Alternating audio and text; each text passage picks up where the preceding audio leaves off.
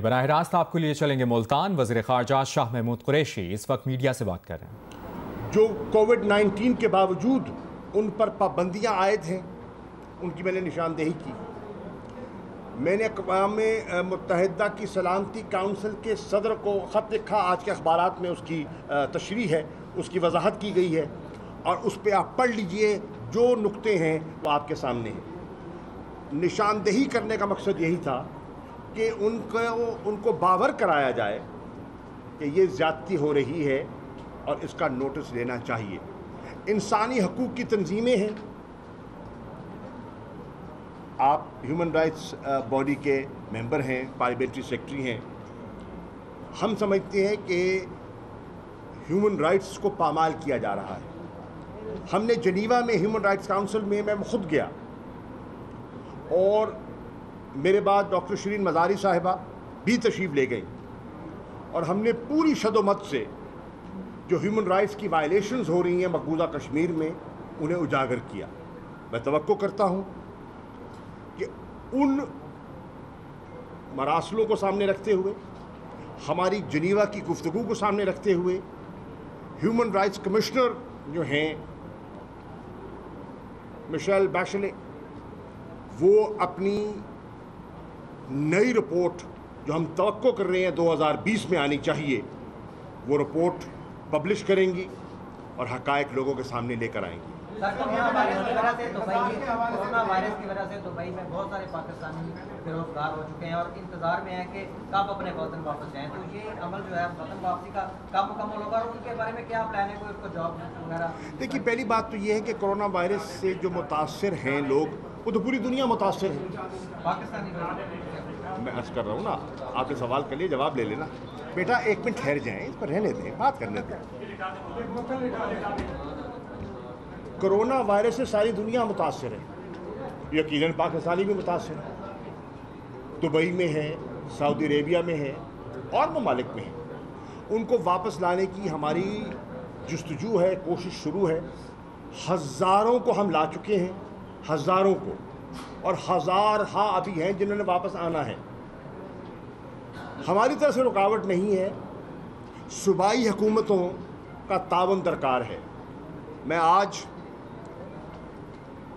وزیر اعلیٰ پنجاب سے، وزیر اعلیٰ سندھ سے، وزیر اعلیٰ خیبر پختونخوا سے اور وزیر اعلیٰ بلوچستان سے درخواست کر رہا ہوں کہ کل کا اجلاس ہے جس کی صدارت وزیر اعظم پاکستان عمران خان صاحب کریں گے، اور وہ سارے وزراء اعلیٰ اس میں موجود ہوں گے، بشمول گلگت بلتستان، بشمول وزیر اعظم آزاد کشمیر۔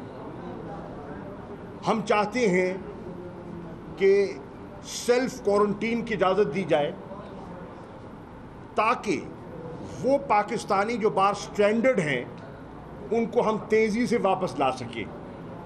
بہت سے لوگوں کے ویزے ختم ہو چکے ہیں، ہم ان کے ویزوں کی ایکسٹینشن کی کوشش کر رہے ہیں۔ بہت سے لوگ بے روزگار ہو چکے ہیں، ان کی جیب میں پیسہ نہیں ہے۔ بہت سے لوگ ہیں جو تنگ کمروں میں 8-8 10-10 پاکستانی رہ رہے ہیں، اور کرونا کا جو ہیومن کانٹیکٹ سے ٹرانسمیشن ہوتا ہے وہ اس خطرے میں ہے، انہیں محفوظ کیا جائے۔ وفاقی حکومت جب تک صوبائی حکومتیں تعاون نہیں کریں گی یہ ممکن نہیں ہے۔ ہم نے کوشش کر کے اسلام آباد کے بعد لاہور، ملتان، فیصل آباد، پشاور، کراچی کے ایئرپورٹس کو کھلوایا۔ ہم ان کے شکر گزار ہیں پنجاب صوبائی حکومتوں کے، انہوں نے مہربانی فرمائی، لیکن آج بھی وہ اپنی کیپیسٹی میں اضافہ کریں تاکہ ہم زیادہ پاکستانیوں کو جلد از جلد واپس لا سکیں۔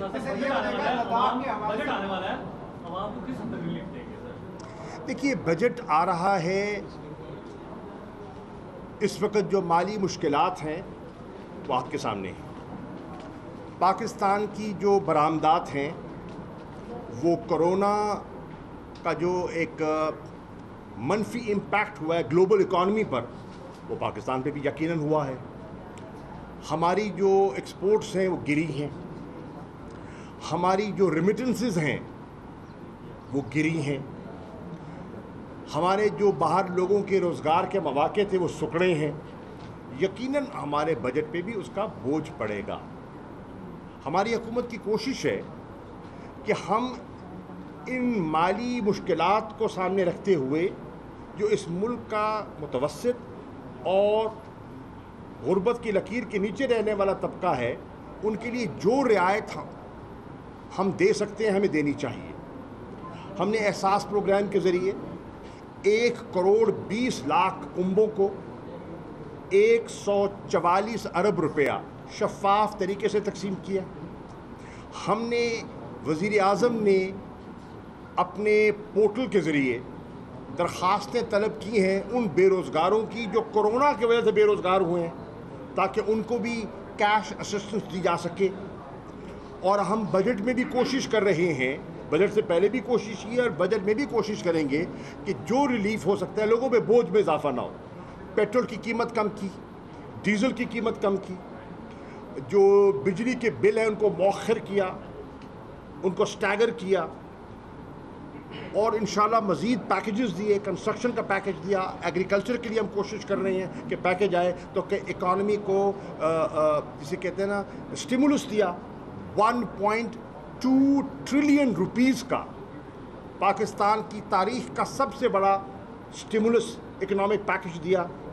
تو انشاءاللہ بجٹ میں بھی جو وسائل اجازت دیں گے حتی الوسع کوشش کریں گے.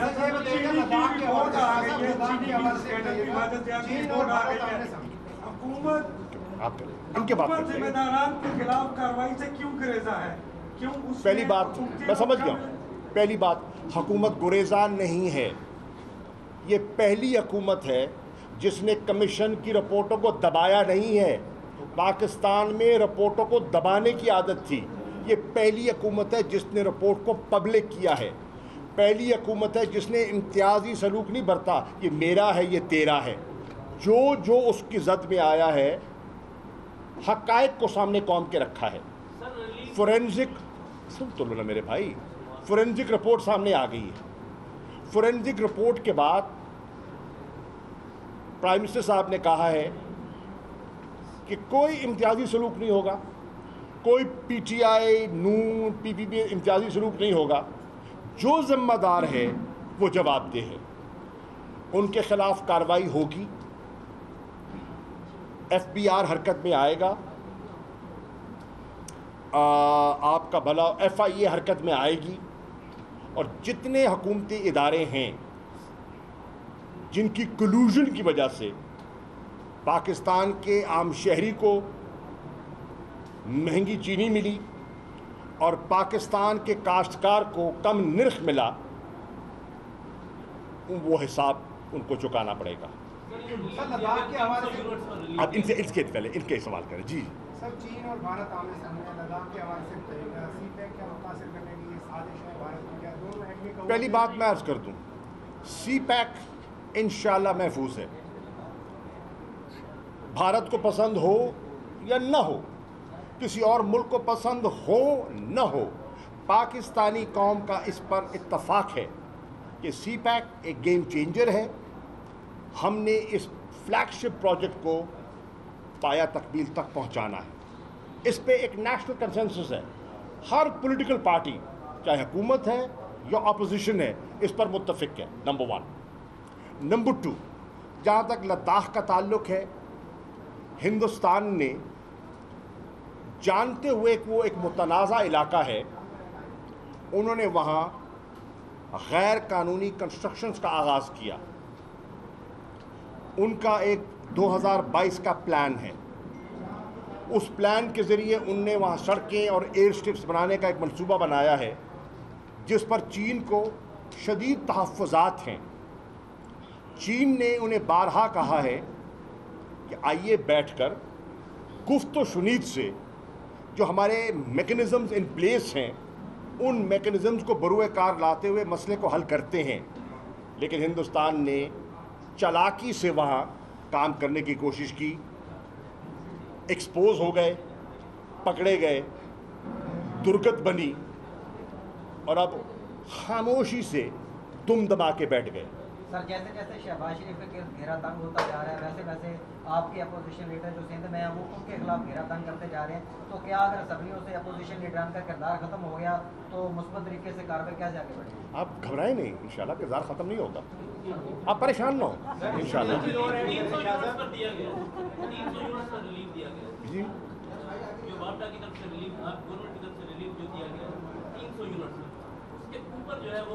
کتنا پرسنٹ طبقہ ہے جو اس کے نیچے آتا ہے؟ ایک سیکنڈ ٹوٹل بجلی کا کنزیومر ہے نا اس کا کتنا پرسنٹ ہے جو اس کیٹیگری میں آتا ہے؟ بتائیں نا مجھے، پرسنٹیج بتائیں کتنی ہے؟ یو آر ایبسولوٹلی رانگ، آپ اپنے اعداد و شمار چیک کیجئے۔ Majority of the consumer falls in that category, majority. بھائی جان ذرا تھوڑی تحقیق کر لیں، آپ تحقیق کر لیں، آپ فگرز آپ کے سامنے آ جائیں گے، باپٹا سے پوچھ لیں۔ کرونا وبا نے پوری دنیا کو اپنی لپیٹ میں لے رکھا ہے۔ پاکستان میں حکومت اور اپوزیشن کے درمیان کوئی ہم آہنگی نہیں آ رہی اس پر کہ یکجا ہو کر اس کا مقابلہ کیا جائے، اس پر بھی حکومت ہم آج بھی نہیں، کوئی پولیٹیکل پوائنٹ سکورنگ ہمارا ارادہ نہیں ہے۔ اپوزیشن نے تقاضا کیا کہ کرونا پر اسمبلی کا اجلاس بلایا جائے، میں نے خود وزیر اعظم کی خدمت میں گزارش کی اور ہم نے اجلاس بلایا، اور اجلاس میں ہم نے کہا کہ 2.5 مہینے 2 مہینے آپ نے حکومتی پالیسی جو تنقید کرنی تھی آپ نے کی ہے، آپ کیجئے، وہ آپ کا حق ہے۔ اپوزیشن کا کام ہے تنقید کرنا، کوئی بات نہیں، ہمیں حوصلہ ہے سننے کا، آپ ضرور تنقید کیجئے، لیکن 2.5 مہینے کی تنقید کے بعد کوئی تجویز بھی پیش کیجئے۔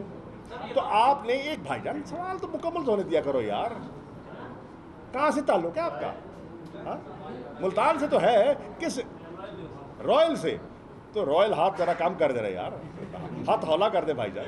اچھا، تو میں عرض کر رہا ہوں کہ ہم نے کہا کہ تنقید تو آپ نے کر دی، کوئی تجویز بھی دے دو نا، تجویز دیں، تنقید ضرور کریں۔ وہ ٹاک شوز موجود ہیں، الیکٹرانک میڈیا موجود ہے، پریس کانفرنس روز کریں، اگر آپ کو اس سے تسلی ہوتی ہے روز آپ تنقید کریں، لیکن اسمبلی میں کھڑے کے کوئی تجویز تو لائیں۔ ایک تجویز نہیں لے کر آئے، ایک تجویز۔ ہم نے ان کے ساتھ ہم نے فورمز بنائے ہیں، نیشنل کوآرڈینیشن کمیٹی کا فورم ہے، اس میں سب کو نمائندگی دی گئی ہے، پیپلز پارٹی اس میں ہے، نون لیگ اس میں ہے، پی ٹی آئی اس میں ہے، سب ادارے اس میں ہیں۔ این سی او سی کا فورم بنایا ہے، سب چیف سیکرٹریز وہاں بیٹھے ہوئے ہیں، ٹھیک ہے، ان کے صوبوں کی نمائندگی کر رہے ہیں۔ آپ کے پاس تجاویز ہیں، آپ لے کر آئیں، وزیر اعظم ہر آپ کی جائز تجویز کو اہمیت دیں گے، لیکن صرف آپ تنقید نہ کھیلیں نا، تجویز بھی کھیلیں۔ یہ بتائیے گا کہ اب تک جو کریڈٹس آ رہے ہیں، موٹر وے ہو گیا، ایٹمی دھماکے ہو گیا، اب سی پیک کا بھی کہتے ہیں کریڈٹ ہو جاتے ہیں، یہ کریڈٹ کب ختم ہوگا، کس طرح ختم ہوگا؟ ہر کوئی کہتا ہے یار کریڈٹ ہمیں جانا چاہیے۔ یار دیکھیے، وہ سیاست ہے بھیا، وہ ہر کوئی کرتا ہے۔ پہلی بات یہ ہے، ایٹمی ابھی آپ نے یوم تکبیر منایا 28 تاریخ کو، پوری قوم کو مبارک ہو۔ تاریخ اس بات کی گواہ ہے، پاکستان اگر ایٹمی قوت بنا ہے تو اس میں ایک فرد کا ہاتھ نہیں ہے، اس میں فیصلہ ذوالفقار علی بھٹو نے کیا تھا، اور یہاں ملتان میں کیا تھا، میرے ماموں کے گھر پہ، ملتان میں وائٹ ہاؤس میں میرے ماموں کے گھر پہ فیصلہ ہوا تھا پاکستان کو ایٹمی قوت بنانے کا۔ جو ڈاکٹر قدیر خان صاحب حیات ہیں ان سے پوچھ لیجئے، ملتان کو یہ شرف حاصل ہے، یہاں یہ فیصلہ ہوا تھا۔ بھٹو صاحب کے بعد اور حکومتیں بھی آئیں، ہر حکومت نے اس کو آگے بڑھایا، ہر حکومت نے۔ ضیاء الحق صاحب آئے، جنیجو صاحب آئے، نواز شریف صاحب آئے، جتنی حکومتیں بھی آئیں انہوں نے اس کو آگے بڑھایا، افواج پاکستان نے اس کی حفاظت کی، اور سب نے مل کر یہ کامیابی حاصل کی۔ کریڈٹ کس کو جاتا ہے؟ کریڈٹ پوری قوم کو جاتا ہے، پاکستان کے سائنسدانوں کو جاتا ہے، अफवाज पाकिस्तान को जाता है। Thank you. वज़ीर ख़ारजा शाह महमूद कुरैशी मुल्तान में मीडिया से गुफ्तगू कर रहे थे।